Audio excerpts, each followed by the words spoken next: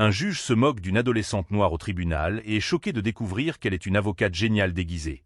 Les éclats de rire ont résonné dans le tribunal de Boston comme une gifle. Le juge Harrison Mitchell ne pouvait s'empêcher de rire en regardant la jeune femme noire de 17 ans qui se tenait devant lui, les mains menottées et l'air désespéré. « Qu'est-ce que tu veux ?» Mitchell essuya ses larmes, la voix pleine de mépris. « Renoncez à votre avocat commis d'office et vous défendre vous-même ?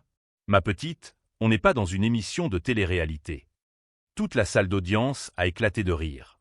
Les procureurs ont échangé des regards complices, le jury a secoué la tête d'incrédulité, et même l'huissier a laissé échapper un sourire. Pour tous ceux qui étaient présents, cette scène n'était qu'un épisode pathétique de plus d'un système surchargé, une autre jeune fille à problème qui cherchait à attirer l'attention. Les caméras de sécurité enregistraient chaque seconde de cette humiliation.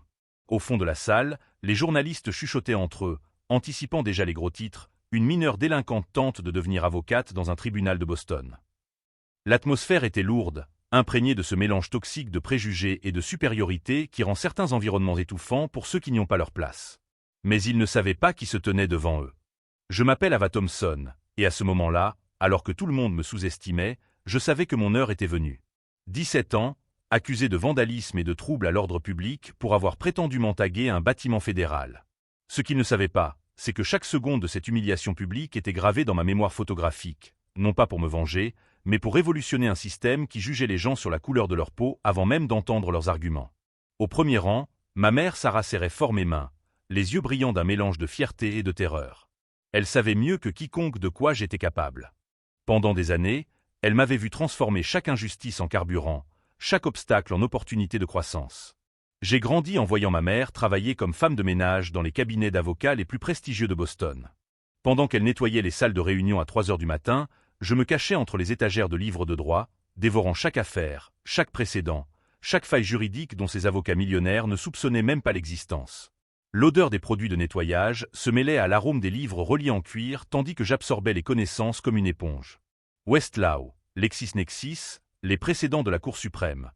Tout cela est devenu ma littérature de chevet pendant que les autres enfants regardaient des dessins animés. À 10 ans, je comprenais déjà mieux le fonctionnement d'un jury que la plupart des étudiants en droit. À 12 ans, j'avais mémorisé l'intégralité du code de procédure pénale. À 15 ans, je connaissais par cœur plus de codes pénaux que certains juges expérimentés, y compris toutes les réformes et modifications des 20 dernières années. Et à 17 ans, j'étais prête à montrer au monde ce qu'une fille sans avenir, issue d'un ghetto, pouvait accomplir. Pendant des mois, j'avais observé chaque mouvement de cette affaire spécifique.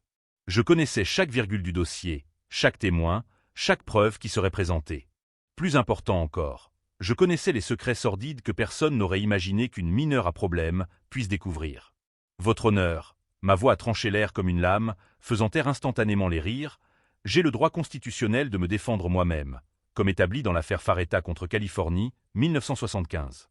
À moins que vous n'ayez l'intention de violer le 6e amendement devant toutes ces caméras. Le silence fut instantané et absolu.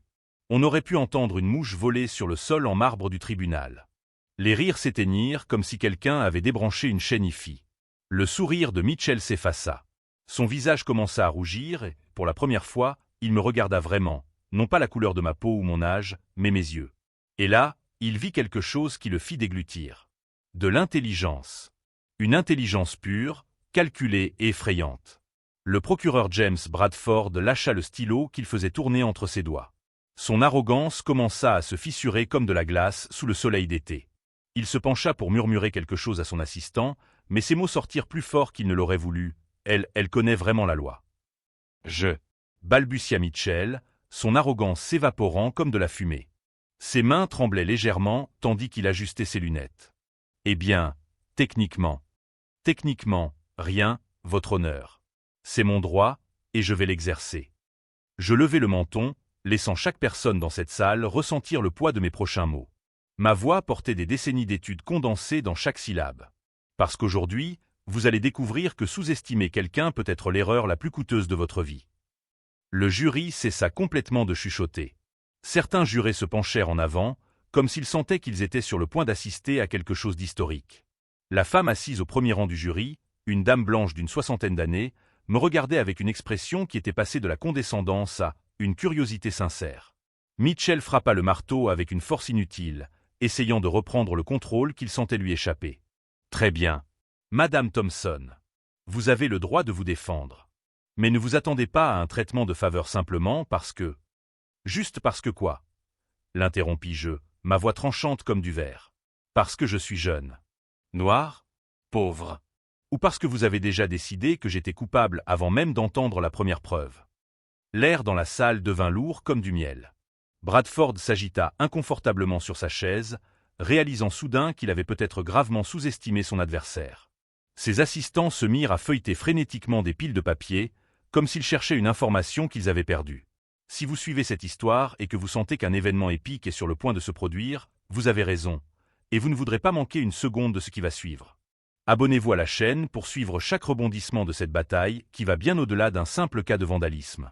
Ce qu'ils ne savaient pas, c'est que j'avais passé les 3 dernières années à étudier non seulement cette affaire en particulier, mais toute la carrière corrompue de Mitchell, chaque décision partiale de Bradford, chaque faille systématique du tribunal qui m'avait amené jusqu'ici. J'avais cartographié chaque connexion politique, chaque faveur échangée en coulisses, chaque injustice qu'il pensait enterrer à jamais. Parce que quand on grandit invisible dans le système, quand on n'est que la fille de la femme de ménage que personne ne remarque dans les couloirs, on apprend à voir des choses que les puissants ne remarquent jamais. On entend des conversations qui ne devraient pas être entendues, on trouve des documents qui ne devraient pas être trouvés.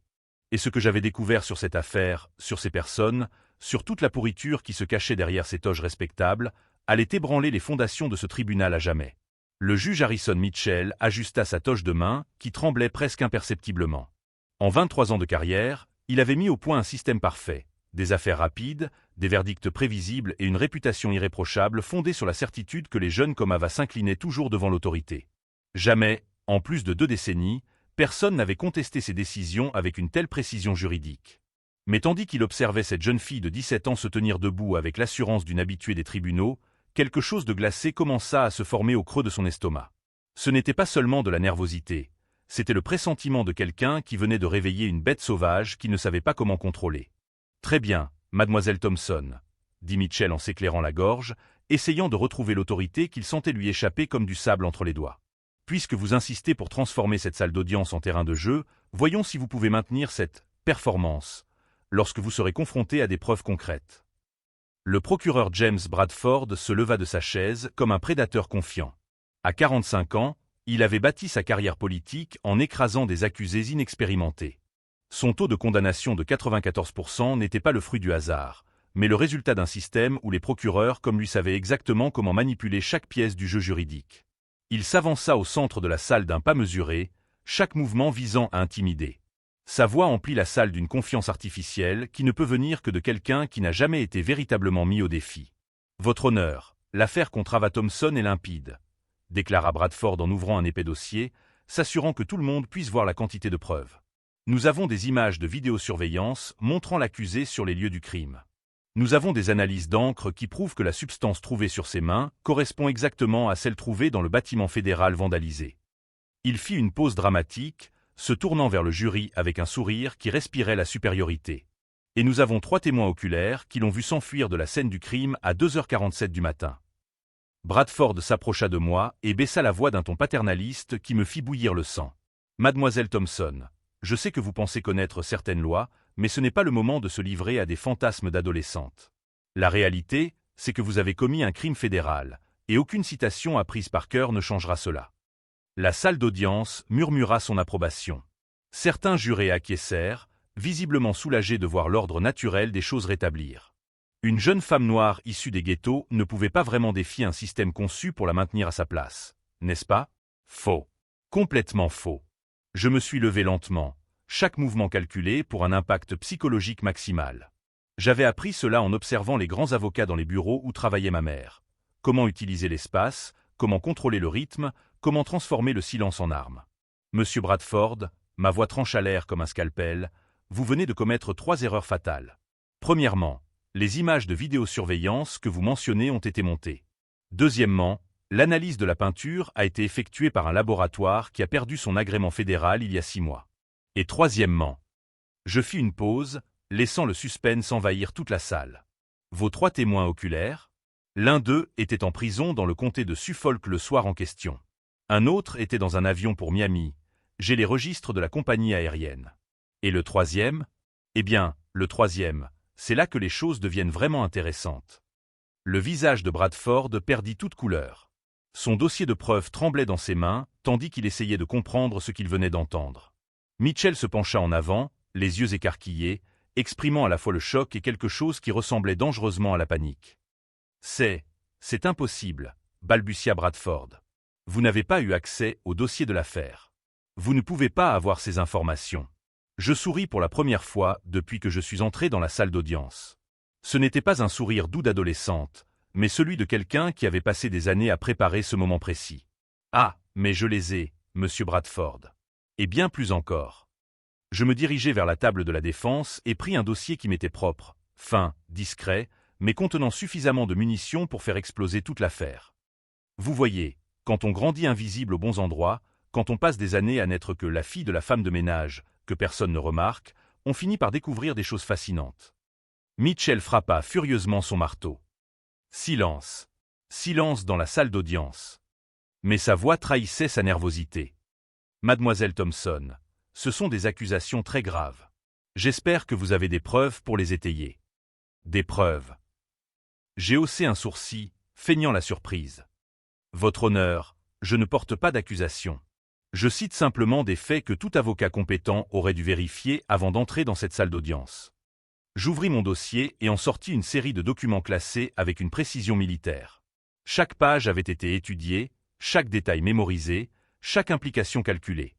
Voici le casier judiciaire du premier témoin, Thomas Hanley, qui montre qu'il a été arrêté pour ivresse publique dans la nuit du 15 mars. Je remis une copie au greffier.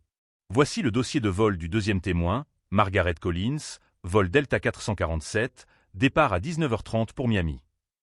Bradford tenta de s'approcher pour voir les documents, mais ses jambes semblaient s'être transformées en gelée. Où avez-vous trouvé ça? Dans les archives publiques, monsieur Bradford. Des informations que tout procureur aurait dû vérifier. Ma voix était calme, mais chaque mot portait le poids d'une accusation dévastatrice. À moins, bien sûr, que le but n'ait jamais été de rechercher la vérité. Le tribunal était plongé dans un silence absolu. Même les journalistes au fond de la salle avaient cessé de chuchoter, réalisant qu'ils étaient témoins d'un événement qui allait tout changer. Mitchell s'agitait inconfortablement sur sa chaise. Son regard passait de moi à Bradford, puis aux documents que lui tendait le greffier. Pendant 23 ans, il avait présidé des procès où les procureurs et les avocats suivaient un script invisible, où chacun connaissait son rôle et où personne ne remettait en question le système. Mais j'étais en train de réécrire toutes les règles. Et le troisième témoin, ai-je poursuivi en savourant chaque mot, Rebecca Martinez. Eh bien, c'est là que l'histoire devient vraiment intéressante. Parce que Rebecca Martinez n'existe pas. Le silence qui a suivi était si dense qu'on aurait pu le couper au couteau. Bradford a littéralement vacillé, s'appuyant sur la table des procureurs pour ne pas tomber. « C'est impossible, » murmura-t-il. Nous avons sa déposition. Vraiment. Je brandis un autre document, celui-ci muni d'un sceau officiel qui fit écarquiller encore plus les yeux de Mitchell. Parce que d'après les registres du département de la sécurité intérieure, il n'existe aucune Rebecca Martinez avec le numéro d'identité fourni dans la déposition. En fait, ce numéro spécifique appartient à une femme décédée en 1987. Le jury a éclaté en murmures. Certains jurés se sont levés de leurs chaises pour mieux voir les documents. La tension dans la salle était palpable, électrique, comme si l'air lui-même était chargé de possibilités. Mitchell frappa plusieurs fois avec son marteau, mais son autorité s'était complètement évaporée. Comment une mineure de moins de 17 ans a-t-elle eu accès à des dossiers fédéraux? C'est alors que je portai mon premier véritable coup. De la même manière que j'ai découvert votre société non déclarée avec l'entreprise de construction qui rénove ce tribunal, votre honneur.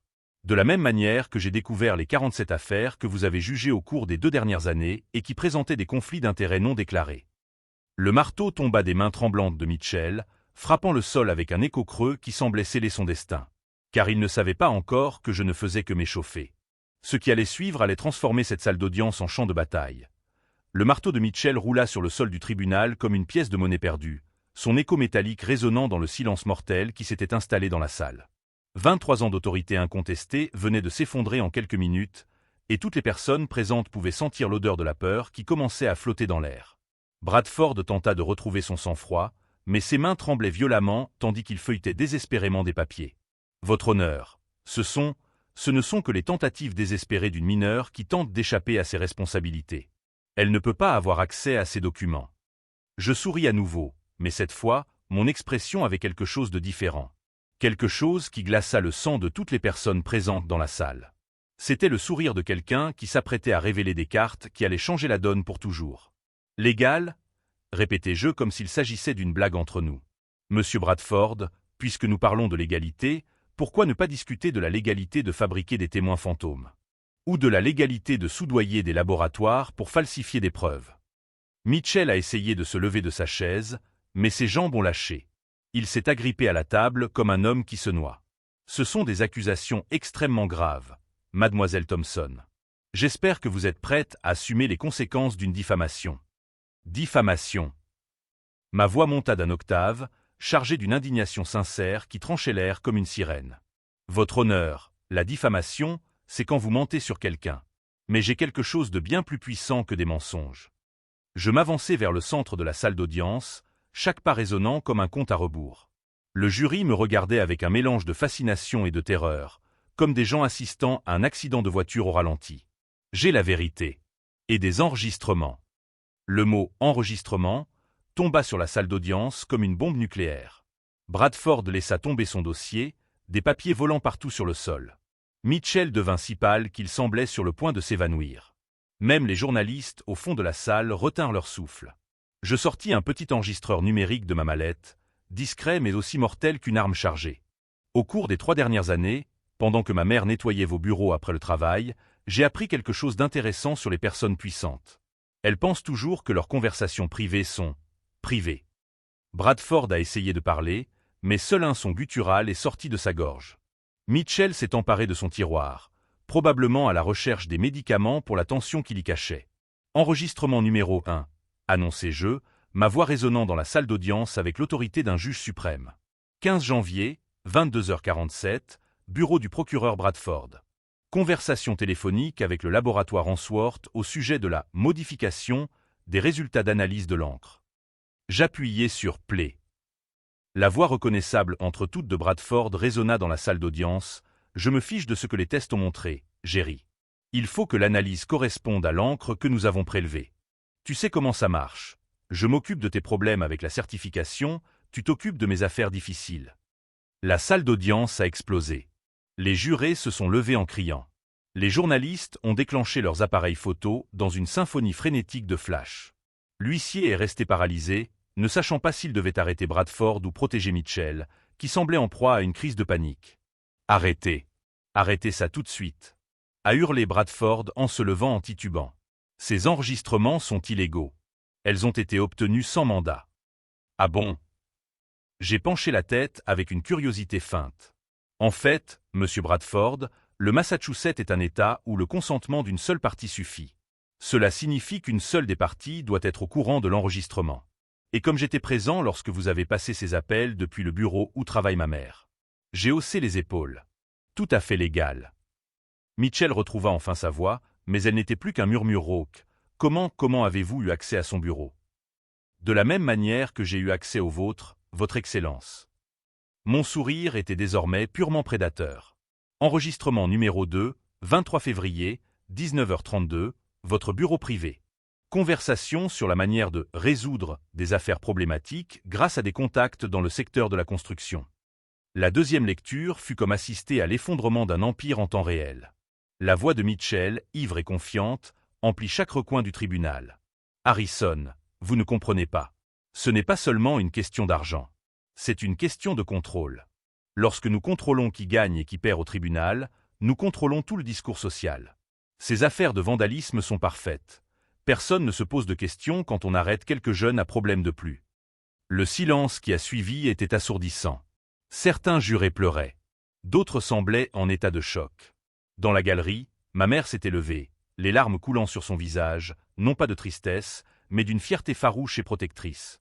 Mitchell tenta un dernier coup désespéré. Ces enregistrements peuvent être modifiés, manipulés. Je souris pour la 3e fois, mais cette fois, mon expression avait quelque chose qui fit reculer instinctivement tout le monde dans la salle. Ce n'était pas seulement la victoire, c'était la justice incarnée. Ils peuvent effectivement être modifiés, Votre Honneur. C'est pourquoi j'ai apporté une authentification médico-légale. Je brandis un autre document, celui-ci couvert de tant de sceaux officiels qu'il ressemblait à un parchemin royal. Analyse technique complète effectuée par le FBI, confirmant que les enregistrements sont 100% authentiques et n'ont pas été modifiés. Bradford retomba sur sa chaise comme s'il avait reçu une balle. Le FBI? Comment une fille de 17 ans a-t-elle pu avoir accès au FBI? C'est alors que j'ai lâché la bombe finale. Parce que, messieurs, pendant ces 3 années passées à recueillir des preuves de la corruption systématique de ce tribunal, je n'ai pas travaillé seul. Ma voix prit un ton qui glaça le sang de toutes les personnes présentes. Je travaillais comme informatrice civile pour une enquête fédérale menée depuis 2 ans. La salle d'audience s'est effondrée. Mitchell s'est effondré sur sa chaise, sa toge en désordre, semblant avoir vieilli de 10 ans en 10 minutes. Bradford haletait, cherchant désespérément son téléphone, probablement pour appeler son avocat. Mais je n'avais pas encore fini. Votre honneur, messieurs les jurés, ma voix trancha le chaos comme une épée enflammée. Cette affaire n'a jamais porté sur du vandalisme. Il s'agissait d'un piège soigneusement tendu pour exposer la pourriture qui infecte ce système. Et vous êtes tombé droit dans le piège. Mitchell parvint à murmurer « un piège ». Une opération fédérale visant à documenter la corruption systématique au sein du système judiciaire. Le bâtiment vandalisé. Une propriété fédérale spécialement préparée pour cette opération. Les preuves placées sur moi, traçables et documentées. Chacun de vos mouvements au cours des 6 derniers mois a été enregistré, analysé et catalogué. Le poids de mes mots s'abattit sur la salle d'audience comme une avalanche. Ce n'était pas seulement une jeune femme défendant son innocence, c'était une agente de la justice fédérale menant une opération de plusieurs années pour capturer des criminels qui se cachaient derrière des toges. Bradford retrouva enfin sa voix. Vous nous avez utilisés. Vous nous avez manipulés. Ma réponse résonna dans la salle d'audience avec la force d'un jugement divin. Non, monsieur Bradford. Vous vous êtes exposé. Je vous ai simplement donné les occasions de révéler qui vous êtes vraiment. Car il ne comprenait toujours pas l'ampleur de ce qui se passait. Il ne s'agissait pas seulement de corruption locale, mais d'un réseau qui s'étendait bien au-delà de cette salle d'audience, reliant des juges, des procureurs, des politiciens et des hommes d'affaires dans un complot qui avait ruiné des milliers de vies innocentes. Et maintenant, enfin, l'heure des comptes avait sonné. Mais ce qu'il ne savait pas encore, c'est que j'avais gardé les révélations les plus dévastatrices pour la fin. Le chaos dans la salle d'audience était une symphonie de désespoir. Des voix s'élevaient dans la panique, les chaises grinçaient tandis que les gens tentaient de comprendre l'ampleur de ce dont ils venaient d'être témoins. Mais au milieu de toute cette tempête, je restais immobile, comme l'œil d'un ouragan qui avait mis des années à se former. Mitchell parvint à retrouver un peu son sang-froid, les mains tremblantes tandis qu'il essayait de reposer son marteau sur la table. Mademoiselle Thompson. Ava. Sa voix n'était plus qu'un murmure brisé. Depuis combien de temps? Depuis combien de temps êtes-vous au courant? La question portait tout le poids d'un homme voyant sa vie entière s'écrouler. 23 ans de carrière, une réputation bâtie brique par brique, des relations politiques soigneusement cultivées. Tout cela réduit en poussière devant une adolescente qu'ils avaient sous-estimée. Depuis 3 ans, votre honneur, répondis-je avec un calme qui contrastait brutalement avec le chaos qui m'entourait. Depuis la première fois que j'ai vu ma mère pleurer après avoir nettoyé cette salle d'audience. Je me suis dirigé vers la fenêtre, où la lumière de l'après-midi créait des ombres dramatiques sur le sol en marbre. Dehors, Boston continuait à vivre à son rythme habituel, inconsciente que dans ce bâtiment, la justice était enfin en train de suivre son cours. C'était en mars 2021, ai-je poursuivi, ma voix prenant le ton de quelqu'un qui raconte une histoire qu'il a répétée 1000 fois. Ma mère est rentrée à la maison les yeux rougis, tenant une enveloppe contenant de l'argent. 200 $ supplémentaires que Bradford lui avait généreusement offert pour qu'elle oublie certaines conversations qu'il avait entendues pendant qu'elle faisait le ménage le soir. Le silence dans la salle d'audience était si dense qu'on pouvait entendre la respiration haletante de chaque personne présente. Bradford a tenté de m'interrompre, mais sa voix n'est sortie que sous forme de gémissements étouffés. 200 $ pour acheter le silence d'une femme qui gagne 1000 $ par mois en nettoyant les bureaux où vous complotez contre des familles comme la nôtre. Ma voix s'est intensifiée, chargée d'années de colère soigneusement contrôlée. Vous pensiez vraiment que ma mère vendrait son âme pour quelques miettes? Sarah Thompson s'est levée dans la tribune, les larmes coulant sur son visage, mais le menton relevé avec une fierté farouche. Elle avait gardé ce secret pendant 3 ans, voyant sa fille se transformer lentement en une force de la nature animée par la justice. Ce soir-là, ma mère m'a raconté les conversations qu'elle avait entendues. Pas seulement celles de Bradford, mais des dizaines d'autres au fil des ans. Des juges qui s'entendaient sur les peines, des procureurs qui fabriquaient des preuves, des avocats qui vendaient leurs clients. Je fis une pause, laissant le poids de mes mots s'imprégner. Tout un système construit sur la certitude que des gens comme nous n'auraient jamais assez de pouvoir pour faire quoi que ce soit. Je sortis un autre document de mon dossier, encore plus officiel que les précédents, avec des sceaux fédéraux qui firent déglutir Mitchell. Alors j'ai passé un coup de fil. Au bureau du FBI à Boston.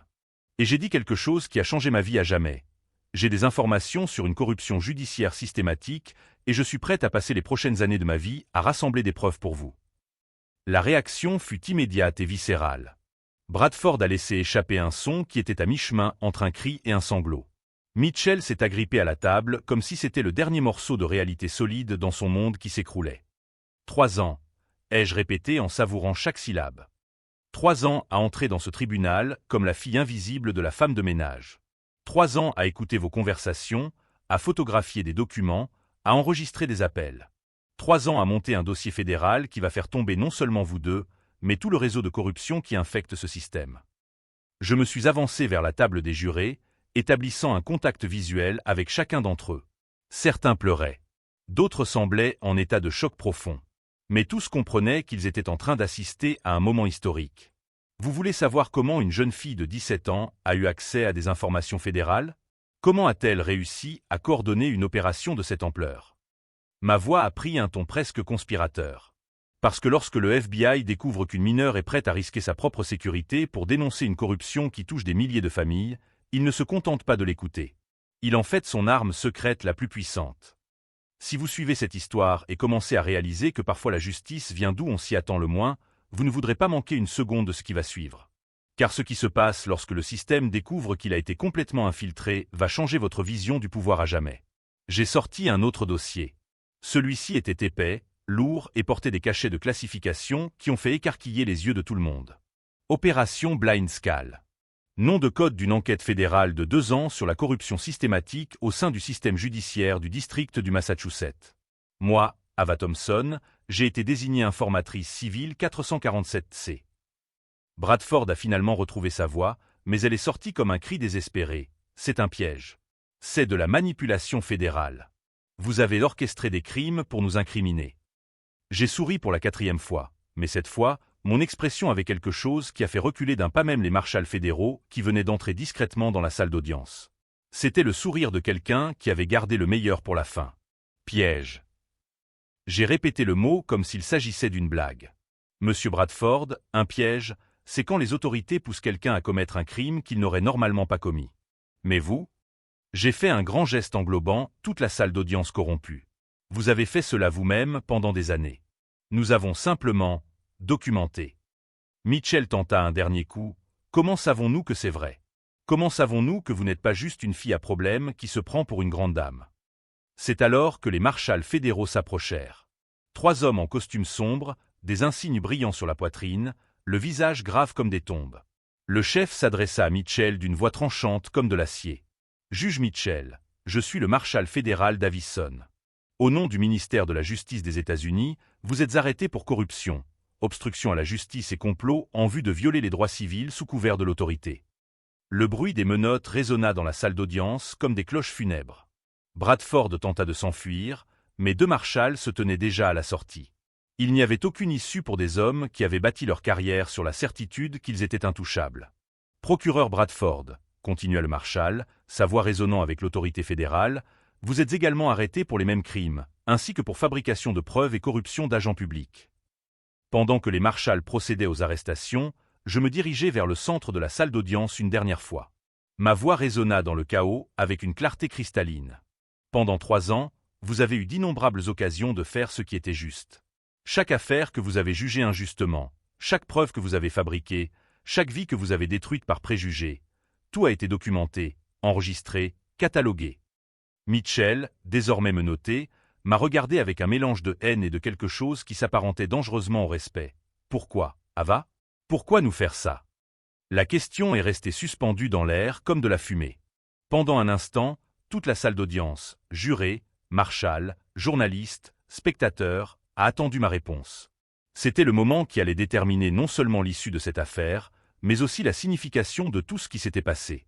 Parce que, juge Mitchell, ma voix chargée de 3 années de détermination distillée en mots, vous avez oublié quelque chose d'essentiel au sujet de la justice. Je fis une pause, laissant le suspense monter jusqu'à devenir presque insupportable. Elle ne dépend pas de votre permission pour exister. Et lorsque vous avez tenté de la refuser à des personnes comme moi, comme ma mère, comme des milliers de familles qui sont passées devant ce tribunal, vous ne commettiez pas seulement des crimes. Vous déclariez la guerre à tout ce que ce pays est censé représenter. Mais il restait encore une révélation qui allait bouleverser tout ce qu'ils pensaient savoir sur le pouvoir, la justice et l'étendue réelle de l'opération qui les avait détruits. Les menottes aux poignets de Mitchell et Bradford résonnèrent dans la salle d'audience comme un verdict final, mais je savais que ce bruit n'était que le début. Pendant 3 ans, j'avais appris que la véritable justice ne se résume pas à arrêter 2 hommes corrompus, mais à exposer tout le système qui leur a permis de prospérer. Le marshal Davison s'est approché de moi avec une expression mêlant admiration professionnelle et quelque chose proche de la stupéfaction. Informateur 447C, mission accomplie avec brio. Ces mots ont résonné dans la salle d'audience silencieuse, et c'est alors que l'ampleur réelle de la situation a commencé à se révéler. Il ne s'agissait pas seulement de cette affaire. Il ne s'était jamais agi uniquement de cette affaire. Messieurs les jurés, ma voix a tranché le silence comme une lame acérée, vous pensez avoir assisté à l'arrestation de 2 criminels. Mais ce que vous venez de voir, c'est l'aboutissement de l'une des plus grandes opérations anticorruption de l'histoire judiciaire du Massachusetts. Je me suis avancé vers le centre de la salle d'audience, où Mitchell et Bradford avaient été placés par les marshals. Leurs visages étaient pâles, mais dans leurs yeux, je pouvais voir quelque chose de nouveau. L'éveil terrifiant d'hommes réalisant qu'ils n'étaient pas les prédateurs qu'ils pensaient être, mais les pions d'un jeu beaucoup plus vaste. Juge Mitchell, croyez-vous vraiment que c'est une coïncidence si j'ai été accusé de vandalisme précisément dans votre tribunal? Ma voix prit un ton presque maternel, comme une enseignante expliquant des concepts de base à des enfants. Ou que Bradford a été désigné comme procureur dans cette affaire par hasard. Mitchell tenta de parler, mais seul un son guttural sortit de sa gorge. La réalité s'installait comme un poison dans ses veines. Pendant 2 ans, le FBI a cartographié tout votre réseau. Chaque appel téléphonique, chaque rencontre secrète, chaque faveur échangée en coulisses. Je brandis un nouveau dossier, encore plus épais que les précédents, rempli de preuves qui allaient empêcher des personnes puissantes de dormir pendant des années. 17 juges, 23 procureurs, 42 avocats, 6 conseillers municipaux, 2 sénateurs d'État. La salle d'audience explosa à nouveau, mais cette fois, le chaos était différent.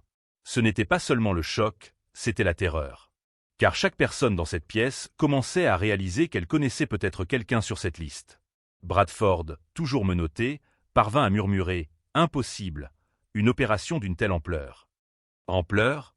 Répétai-je comme s'il s'agissait d'une plaisanterie personnelle. Monsieur Bradford, vous n'avez toujours pas compris l'ampleur de ce que nous avons mis en place. Il ne s'agit pas d'une opération locale. C'est une opération fédérale. Et vous? Je regardais directement les 2 hommes brisés devant moi. Vous n'êtes que la première vague. Le marshal Davison s'avança, sa voix résonnant avec une autorité qui fit vibrer les murs du tribunal. Au cours des 48 prochaines heures, des mandats d'arrêt seront exécutés dans 16 villes de l'État. L'opération Escala Sega est la plus grande enquête anticorruption judiciaire de l'histoire moderne des États-Unis. Les caméras de sécurité qui avaient filmé notre performance n'étaient pas seulement des équipements du tribunal. Elles faisaient partie d'un système de surveillance fédérale qui avait documenté chaque mouvement des criminels pendant 2 années entières. Chaque affaire que vous avez manipulée, chaque vie que vous avez détruite, chaque famille que vous avez séparée en raison de préjugés raciaux et de classe. Ma voix s'éleva jusqu'à devenir un rugissement de justice qui résonna dans chaque recoin de ce bâtiment. Tout a été annulé. Chaque sentence injuste a été annulée. Chaque arrestation fondée sur des preuves fabriquées a été réexaminée. Chaque condamnation fondée sur des préjugés a été effacée des registres. Mitchell s'est effondré. Il s'est littéralement effondré, les genoux fléchissant sous le poids de la vérité qui l'écrasait. 23 ans de carrière non seulement détruits, mais révélés comme une machine systématique de destruction de vies innocentes. 347 familles, ai-je poursuivi, ma voix désormais chargée d'une émotion que j'avais contenue pendant 3 ans. 347 familles qui vont retrouver leurs proches. Des enfants qui vont rentrer chez eux. Des parents qui vont retrouver leur liberté. Des jeunes qui vont avoir une seconde chance dans la vie. Bradford a tenté un dernier coup désespéré. Vous avez détruit nos vies. Nos familles. Le silence qui a suivi a été rompu non pas par ma voix, mais par celle de ma mère, Sarah Thompson, qui s'est levée dans la tribune avec une dignité qui a fait se retourner tout le monde dans la salle d'audience. Vos familles.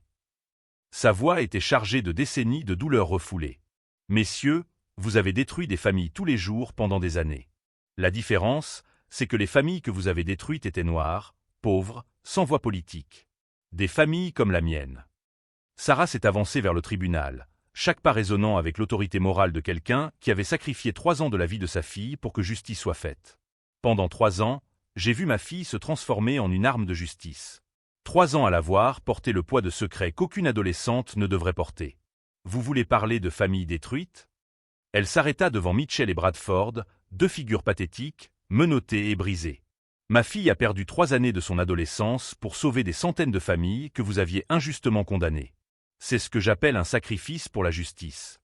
C'est alors que j'ai lâché la révélation qui allait tout changer pour toujours. Mais il y a quelque chose que vous ignorez encore.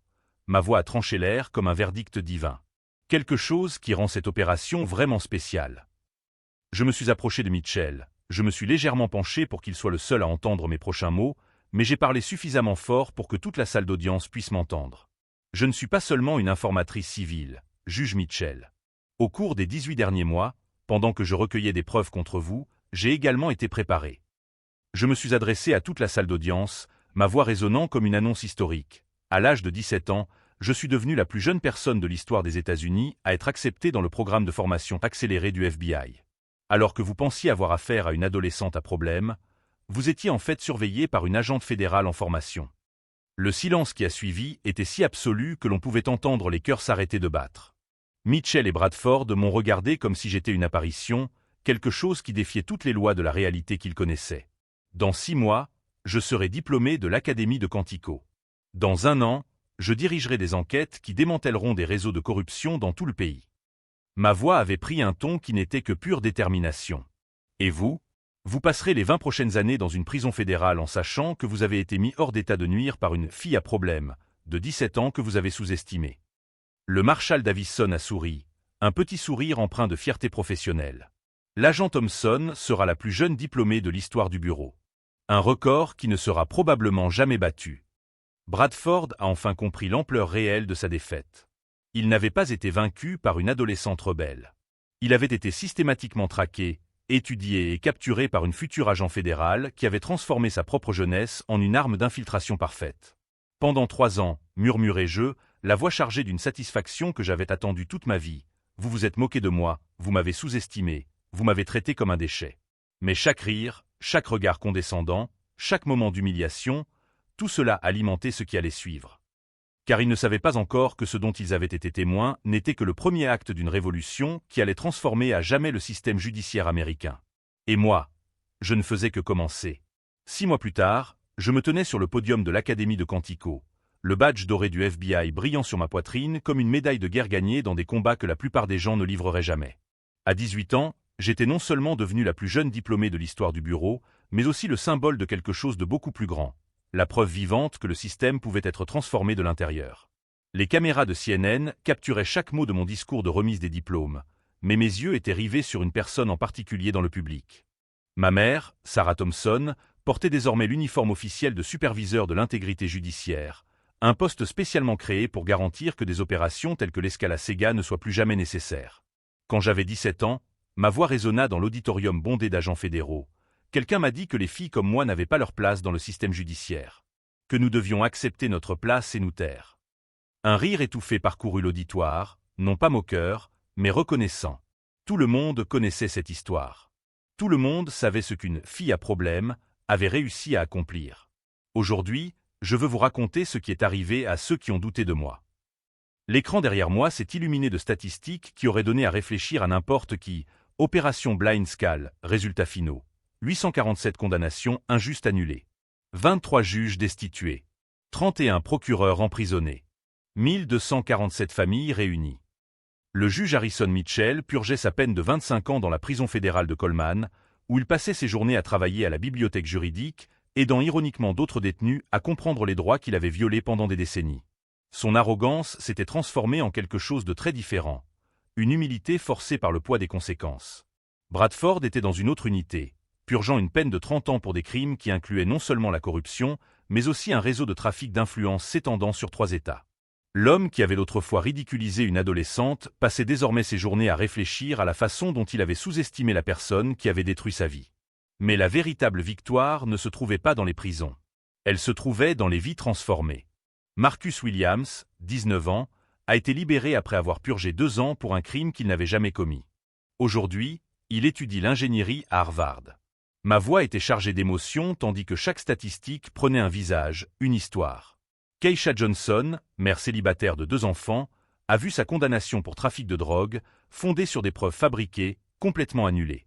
Elle travaille désormais comme assistante sociale et aide d'autres familles qui ont vécu la même chose qu'elle. Le public était plongé dans un silence absolu. Certains agents chevronnés essuyaient discrètement leurs larmes, conscients qu'ils assistaient à un événement qui allait définir leur carrière à jamais. Mais la transformation la plus importante, ai-je poursuivi d'une voix de plus en plus forte, c'est celle qui s'est opérée au sein même du système. L'écran changea à nouveau, affichant la nouvelle législation issue de l'opération Blind Skull, loi Thompson sur la transparence judiciaire, enregistrement obligatoire de toutes les réunions entre les juges et les procureurs, comité de surveillance indépendant dans tous les tribunaux d'État, formation obligatoire sur les préjugés raciaux pour tous les magistrats. 3 années de sacrifices personnels avaient abouti à des changements qui protégeraient des millions d'Américains pour les siècles à venir. Vous savez ce que j'ai appris au cours de ces années? J'ai marqué une pause, laissant la question résonner dans le silence. Que la justice n'est pas un privilège accordé par les puissants. C'est un droit qui existe indépendamment de leur permission. Et quand ils essaient de nous la refuser, eh bien, des gens comme nous sont là pour leur rappeler que nous n'avons pas besoin de leur approbation pour faire ce qui est juste. Après la cérémonie, alors que je recevais les félicitations de mes collègues et de mes supérieurs, une jeune femme noire s'est approchée de moi. Ses yeux brillaient d'un mélange d'admiration et de détermination que j'ai immédiatement reconnu. « Agent Thompson, dit-elle d'une voix légèrement tremblante, je m'appelle Jasmine Rivera.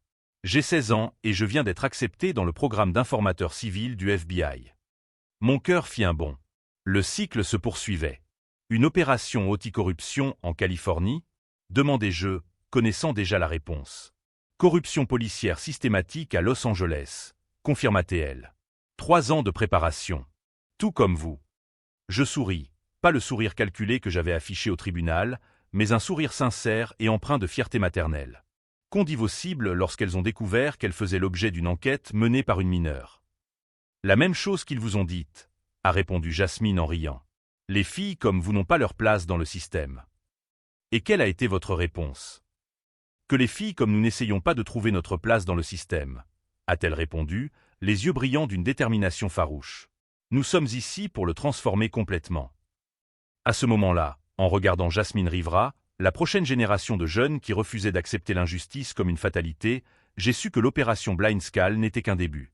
Car lorsque vous prouvez que l'impossible est possible, lorsque vous démontrez qu'une personne déterminée peut renverser des systèmes corrompus tout entiers, vous ne faites pas seulement justice. Vous inspirez une révolution.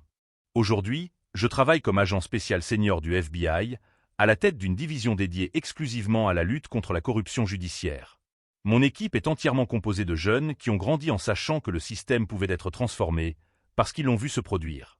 Mitchell et Bradford passent probablement leur journée en prison à se demander comment une « fille à problème » a pu détruire leur vie. La réponse est simple, ils ont sous-estimé le pouvoir de quelqu'un qui n'avait rien à perdre et tout à prouver. La véritable leçon de l'opération Blind Skull n'est pas sur la corruption ou la justice. Elle concerne le danger mortel de sous-estimer les gens sur la base de préjugés. Il s'agit de reconnaître que le prochain jeune que vous rejetterez en raison de son âge, de sa race ou de sa classe sociale pourrait bien être celui qui a le pouvoir de tout changer. Car en fin de compte, la justice ne dépend pas d'une autorisation. Elle dépend uniquement de personnes prêtes à se battre pour elle, quelles que soient les chances de réussite. Et si vous êtes arrivé jusqu'ici dans cette histoire, vous comprenez que parfois, les changements les plus puissants viennent des endroits les plus inattendus. Abonnez-vous à la chaîne pour continuer à suivre des histoires qui prouvent que n'importe qui, aussi jeune ou sous-estimé soit-il, peut devenir une force de transformation imparable lorsqu'il décide que la justice vaut tous les sacrifices. Car la prochaine révolution pourrait bien commencer là où vous vous y attendez le moins. Et peut-être, juste peut-être, qu'elle commence avec vous.